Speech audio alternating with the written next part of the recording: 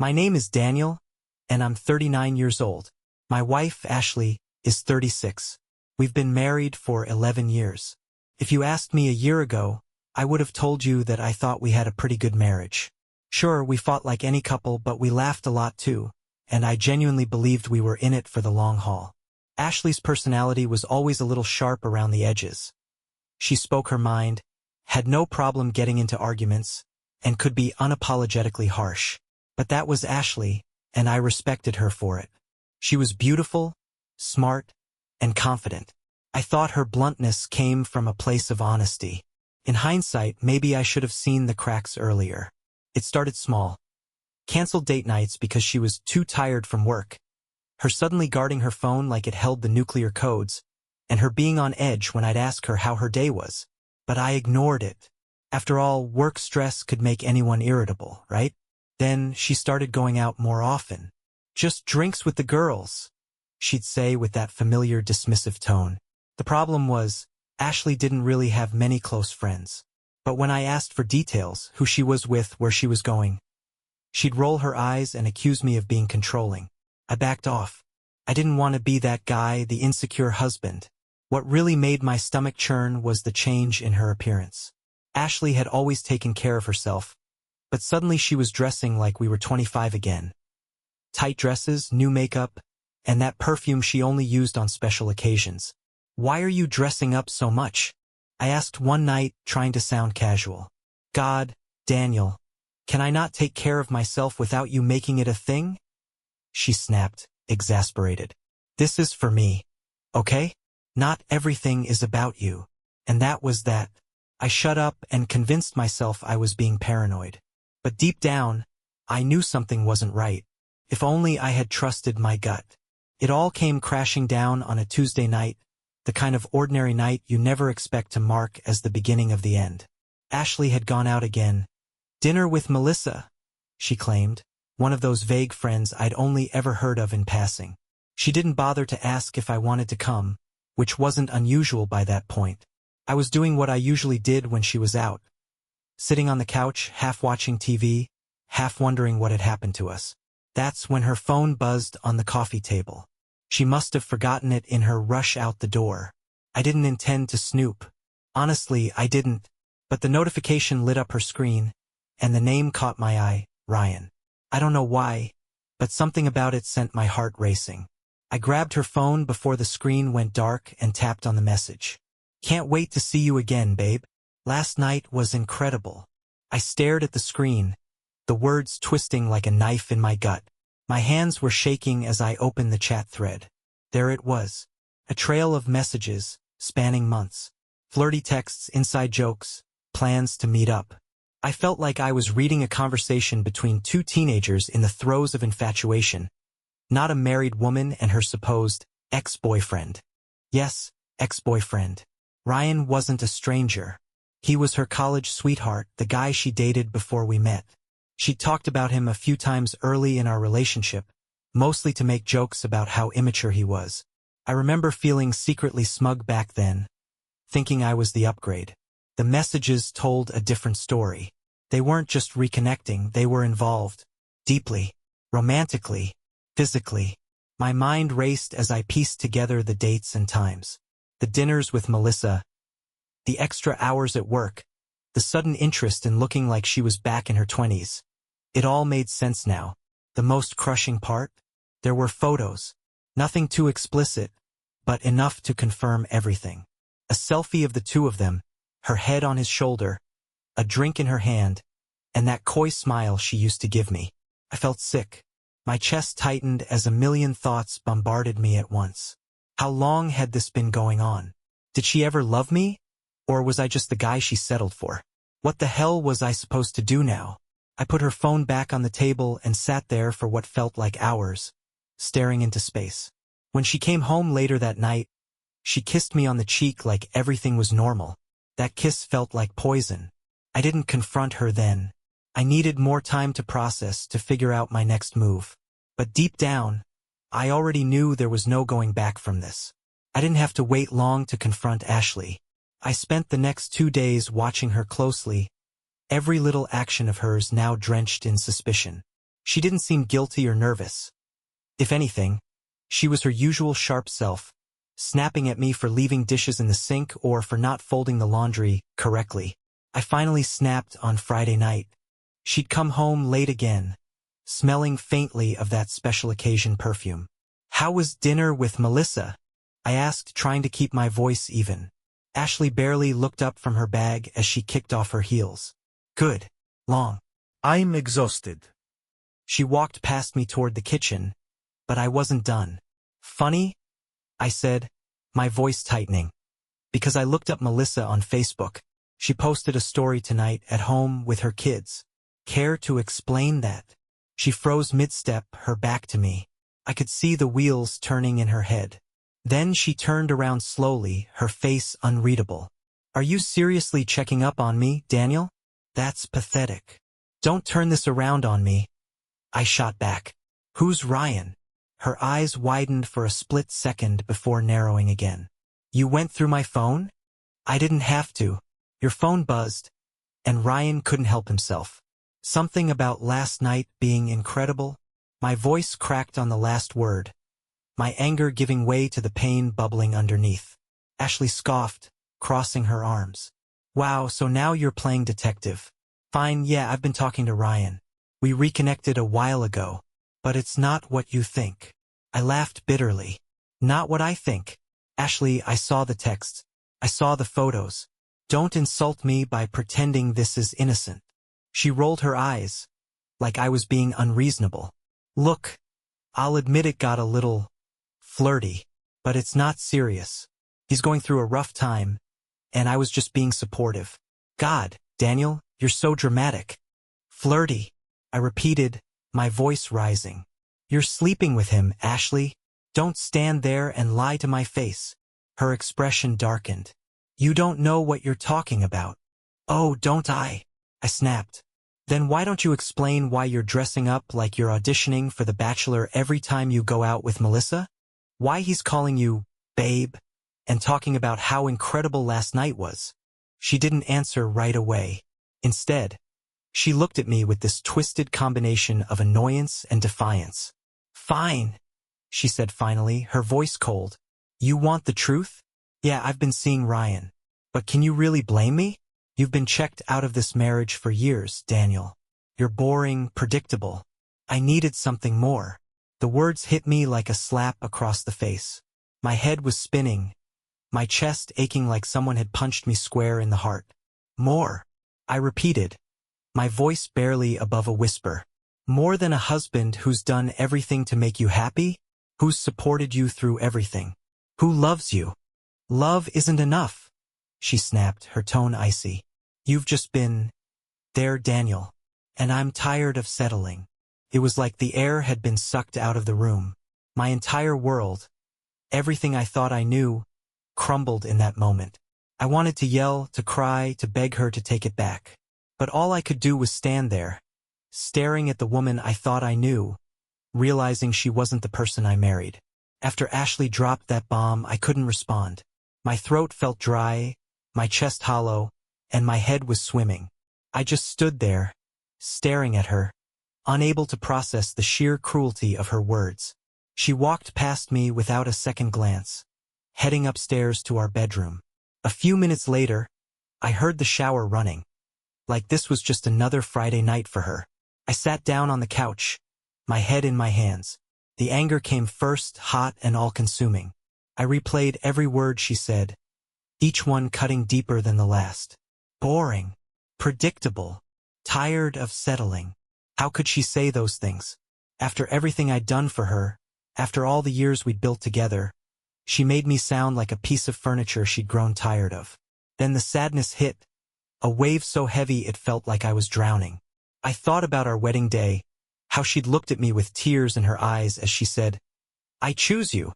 I thought about the nights we stayed up late laughing, the vacations we took, the plans we made for the future. Was any of it real? Had she been lying to me all this time? I tried to make sense of her betrayal, but the more I thought about it, the more broken I felt. I kept picturing her with Ryan, laughing, kissing, doing things that were supposed to be ours. My stomach churned at the thought. I wanted to scream, to hit something, to undo everything. Sleep didn't come that night. I stayed on the couch, staring at the ceiling, my mind replaying every moment of our marriage. Every fight, every offhand comment, every time she'd pulled away from me. All the things I'd brushed off as normal marriage hiccups now felt like pieces of a bigger puzzle I'd been too blind to see. By morning, the sadness had dulled into numbness, but the anger was still there, simmering just below the surface. Ashley came downstairs, dressed casually, acting like nothing had happened. "Are you just going to sit there all day?" she asked, her tone as sharp as ever. I didn't even respond. I just looked at her, my expression blank. She sighed dramatically, grabbed her purse, and left without another word. The moment the door shut behind her, something inside me shifted. The sadness, the numbness, the helplessness. They all turned into something else. Determination. I wasn't going to let her walk all over me like this. She thought she could get away with disrespecting me, with lying to me, with treating me like some placeholder in her life. She was wrong. When Ashley walked out that morning, she probably thought she'd won. That I'd just lie there, broken and pathetic, while she continued living her double life. But as the door clicked shut, I decided I wasn't going to be a doormat anymore. This wasn't about getting even for her affair. No, this was about reclaiming my self-respect. She had humiliated me, disrespected me, and dismissed everything we'd built together. I wasn't going to take it lying down. The first thing I did was start gathering evidence. If Ashley wanted to play dirty, I was ready to get my hands a little dirty too. I knew I needed proof if this turned into a divorce. I wasn't about to let her walk away with half of everything I'd worked for, not after she betrayed me. I took a deep dive into her phone. She hadn't changed her password, probably thinking I wouldn't dare check again after the first confrontation. But this time, I didn't just look at her texts. I went through her email, her photo gallery, even her hidden folders. It was all there. Explicit texts, pictures, even emails with Ryan about future plans. My stomach churned reading their conversations, but I forced myself to keep going. I copied everything and saved it to a secure folder on my laptop. Next, I started looking into our finances. Ashley handled most of the bills, which I never thought twice about until now. It didn't take long to find some suspicious transactions. Expensive dinners at restaurants we'd never been to, hotel bookings I knew nothing about, and a whole slew of charges for lingerie I'd never seen her wear. I printed out the statements and added them to my growing file of evidence. But the real bombshell came when I started digging into Ryan. A little internet sleuthing led me to his social media, and that's when things got interesting. Ryan wasn't just some innocent ex-boyfriend reconnecting with an old flame. He was a serial cheater, with a trail of scorned women leaving comments under his posts. One of them even mentioned that he had a habit of targeting married women. The thought of Ashley being just another notch on his belt filled me with equal parts disgust and satisfaction. She thought she was upgrading? She was just another one of his conquests. A temporary thrill for a man who'd move on as soon as the novelty wore off. With all this information in hand, I started laying the groundwork for my next steps. I wasn't just going to confront her again. I was going to dismantle the life she thought she was so clever for keeping. I reached out to a divorce attorney, one of the best in town, and laid everything out. The attorney was impressed by how prepared I was. "You've got a solid case," she said. "This will work in your favor." But I wasn't done yet. I wanted Ashley to feel the same betrayal, humiliation, and helplessness that she had made me feel. She wanted to play games? I was about to show her I knew how to win. Once I had everything lined up, it was time to put my plan into motion. Ashley was about to find out what happens when you underestimate someone who's been pushed too far. First, I made a few calls. I contacted our mutual friends, including some of her closest ones. I didn't spill everything but dropped enough breadcrumbs to paint a clear picture. "I don't want to get into details," I'd say, "but Ashley hasn't been honest with me. You might want to hear her side of the story before taking it at face value." I knew word would spread, and by the time Ashley found out, her pristine image would have cracks she couldn't fix with her usual charm. Next, I hit her where it really hurt, her ego. Ashley prided herself on being the ultimate multitasker, balancing her job, social life, and what she thought was a picture-perfect marriage. What she didn't know was that I had been keeping an eye on her work emails. She'd been using company resources to communicate with Ryan, which was a serious breach of her employer's policies. I compiled the evidence, emails with flirtatious tones, attached photos, and even a few veiled references to her getaways. I sent an anonymous email to her HR department, attaching the files and writing, "I thought you should be aware of how company time and resources are being used." I didn't know if they'd act on it, but at the very least, it would put her on shaky ground at work. But the piece de resistance came when I reached out to Ryan. I knew enough about him now to play my cards just right. I created a burner account and sent him a message. "Hey Ryan, thought you should know Ashley's been telling people you're obsessed with her. She said you're only her backup plan. Might want to get your story straight before she ruins your reputation." I didn't expect a reply, but I got one almost immediately. "What the F*** are you talking about? She's been chasing me. I've got the texts to prove it." Bingo. Ryan had just handed me more ammunition. I played dumb, acting like I was just some concerned party, and he started sending screenshots. Conversations where Ashley had been pouring her heart out, talking about how unhappy she was with me, how she dreamed of a life with him, how he was her true love. It was pathetic, really. With all of this in my arsenal, I was ready for the final act. I waited until the following weekend when Ashley had another one of her girls' nights. This time, I didn't stay home sulking. I followed her. Sure enough, she wasn't with Melissa. She was with Ryan, at a cozy little bar downtown. I didn't confront them, not yet. Instead, I took pictures, making sure to capture every incriminating moment. The hand-holding, the whispering, the kiss they shared when they thought no one was watching. When I got home, I started putting everything together.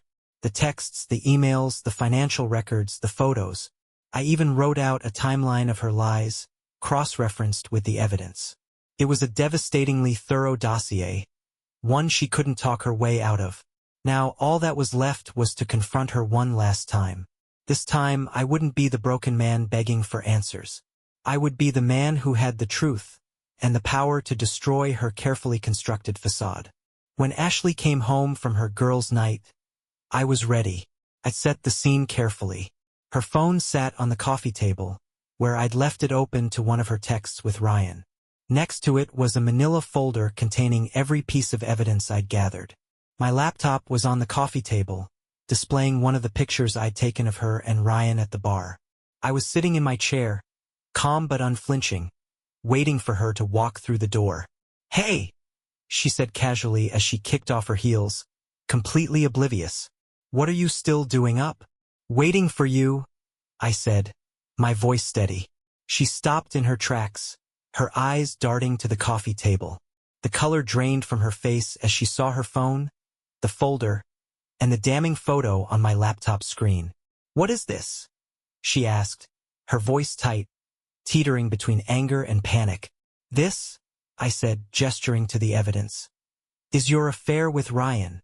Every lie, every text, every dinner and hotel rendezvous you thought you could hide. It's all here." She stared at me, her mouth opening and closing like she couldn't decide whether to deny it or lash out.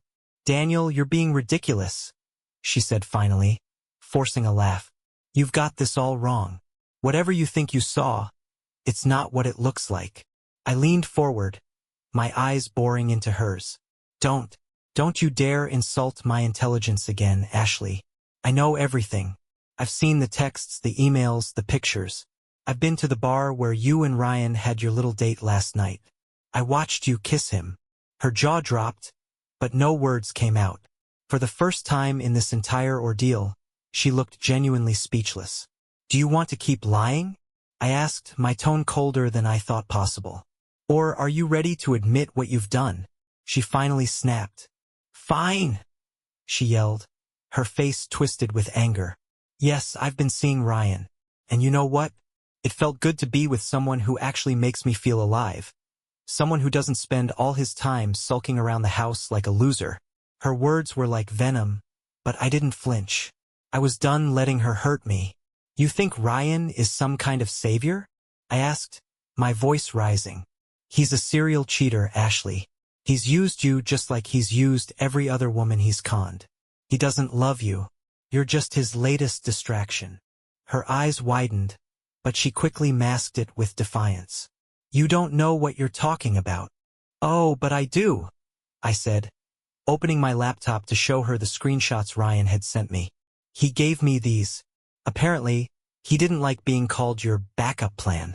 She stared at the screen, her face a mixture of shock and fury.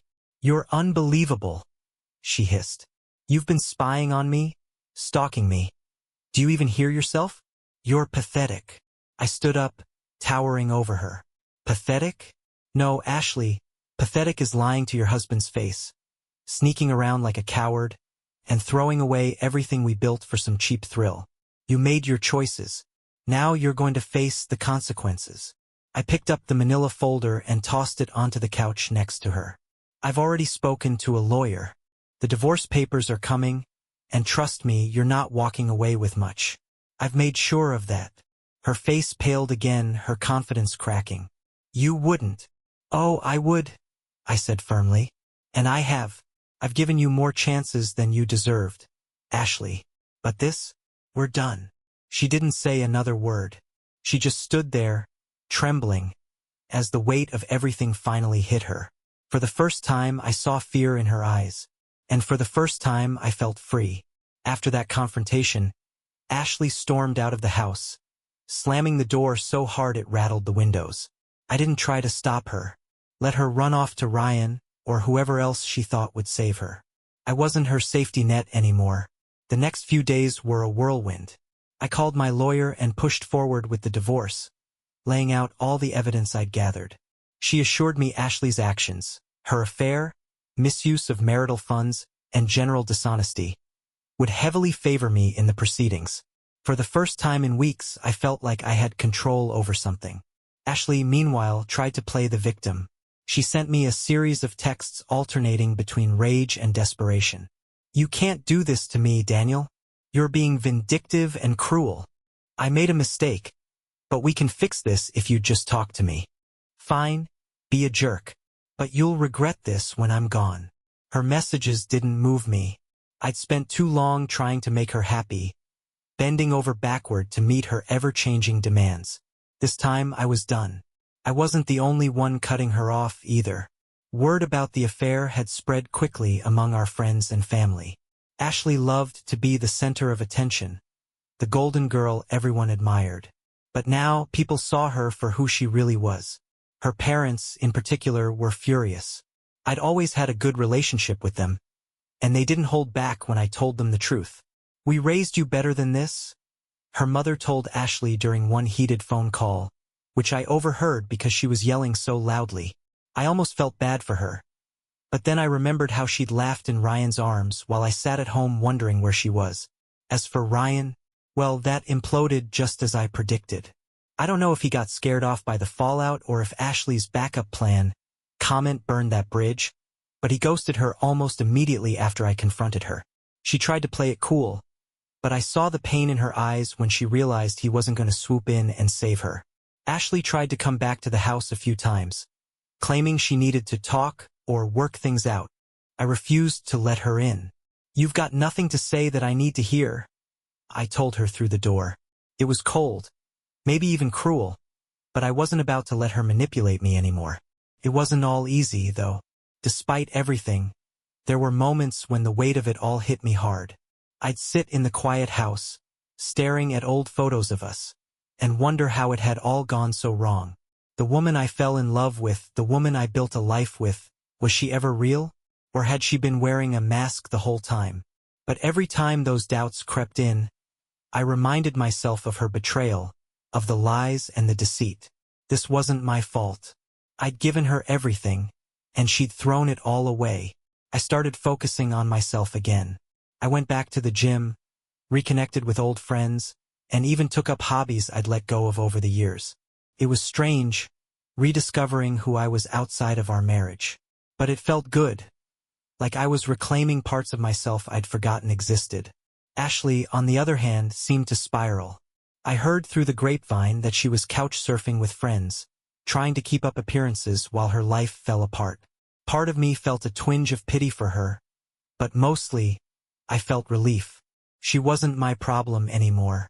With Ashley out of my life, I finally had the chance to rebuild. It wasn't easy at first. The silence of the house was deafening, and the memories lingered like ghosts. I'd catch myself reaching for my phone to text her about something mundane, only to remember she wasn't part of my world anymore. But little by little, I found my footing. The divorce process went surprisingly smoothly, thanks to the mountain of evidence I had against her. My lawyer was a bulldog, and Ashley quickly realized she didn't have much to fight with. She tried to demand spousal support at one point, claiming she was entitled to it because I made more money. But once her affair and misuse of our joint funds were brought into the equation, that demand fell apart. In the end, she walked away with far less than she'd hoped for.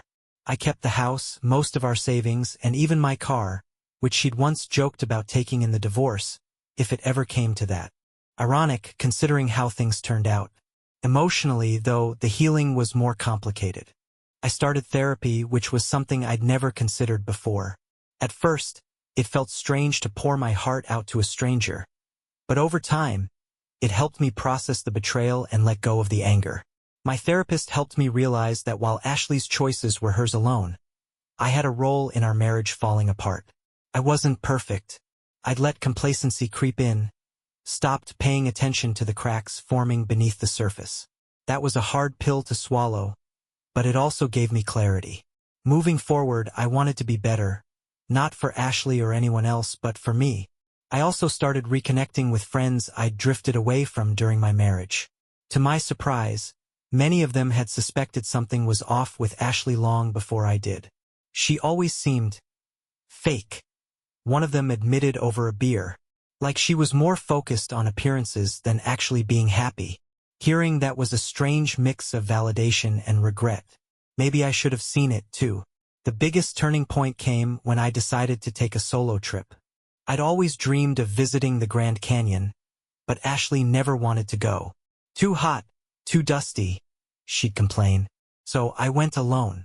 Standing on the edge of that vast, breathtaking expanse, I felt something I hadn't felt in a long time: peace. The trip wasn't just about the destination. It was about proving to myself that I could move forward, that I didn't need Ashley or anyone else to feel whole. For the first time in months, I felt like I was more than just a man picking up the pieces of a broken marriage. I was Daniel, a man rediscovering who he was and what he wanted out of life. Ashley's absence no longer felt like a void. It felt like a chance to start over. It's been nearly a year since Ashley and I finalized our divorce, and my life is unrecognizable compared to where it was then. The journey hasn't been easy, but I've learned more about myself in the past year than I did in the entire 11 years of our marriage. Looking back, there's one question I kept turning over in my mind for months. Why? Why did Ashley do it? Why didn't she just talk to me if she was unhappy? Why was I so blind to the signs? I've come to realize that some questions don't have satisfying answers. Ashley's choices weren't about me. They were about her. Her affair, her lies, her sharp tongue. It all came from her insecurities and unhappiness. That doesn't excuse what she did, but it does help me separate her actions from my sense of self-worth. For anyone going through something similar, here's what I'd say: trust your instincts. If something feels off, don't ignore it. I spent months convincing myself that Ashley's behavior was normal, that I was just being paranoid. If I'd trusted my gut earlier, I might have spared myself some of the pain. Gather evidence before acting. I know it sounds calculating, but if you suspect your partner is cheating, document it. Not only will it give you clarity, but it will also protect you if things escalate to divorce or legal battles. Don't let anger consume you. The rage I felt after discovering Ashley's betrayal was overwhelming, but carrying that anger only hurts you in the long run. Letting go of it was one of the hardest things I've ever done, but it's also one of the most freeing. Rebuild on your terms. It's tempting to jump into a new relationship to fill the void, but take the time to rediscover yourself first. Learn who you are outside of your marriage, and build a life that makes you happy. Therapy helps. I know it's not for everyone, But therapy was a game changer for me. It helped me process the betrayal, confront my own flaws, and find closure. As for Ashley, I haven't heard from her in months. Last I heard, she was trying to patch things up with her family, but I don't think Ryan ever came back into the picture. Sometimes I wonder if she regrets what she did. But the truth is, it doesn't matter. Her choices no longer affect my life. These days, I'm focused on what's ahead. I've started dating again. Not seriously, just casually. And it's been refreshing to meet new people without the baggage of the past weighing me down. I've taken up photography, something I always wanted to try but never did because Ashley thought it was silly. Turns out I'm pretty good at it. If there's one thing I'd tell anyone reading this, it's this: you're stronger than you think. Betrayal feels like the end of the world when it happens, but it's not. It's a chapter, not the whole book. So, if you're in the thick of it right now, hang in there. It gets better. Promise. Thank you for staying with me.